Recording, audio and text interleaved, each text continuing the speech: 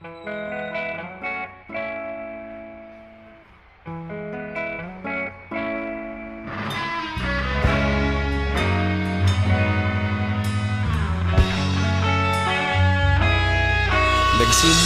ang lahat sa eskwela, nagsama-samang 12 sa kalokohan at sa tuksuhan, hindi maawat sa isa't isa. Madalas ang standby sa cafeteria, isang barkada na kay saya. Laging may hawak-hawak na gitara, konting udyok lamang kakanta na. Kay simple lamang ng buhay nun, walang mabibigat na suliranin. Problema lamang laging kulang ang datong. Sana napunta ang panahon? Sana nga ba? Sana nga ba? Sana napunta ang panahon? Sana nga ba? Sana nga ba? Sana napunta ang panahon? Sa unang ligaw kayo'y magkasama, magkasabwat sa pambobola. Walang sikreto kayong tinatago, okay sarap ng samahang barkada. Nagkawatakan na sa kolehiyo, kanya-kanya na ang lakaran.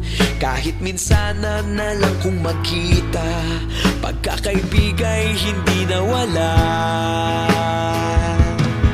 At kung saan na napadpad ang ilan, sa dating eskwela meron din naiwan.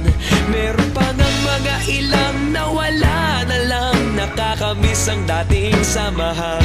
Sana nga ba? Sana nga ba? Sana nga bang barkada ngayon? Sana nga ba? Sana nga ba?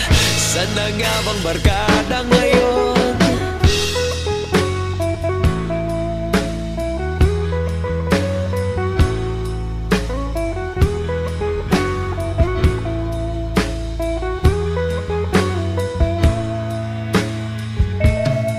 Ilang taon din ang nakalipas, wala pa sa aming tatay na nagsusumikap upang yumaman at guminhawang kinabukasan.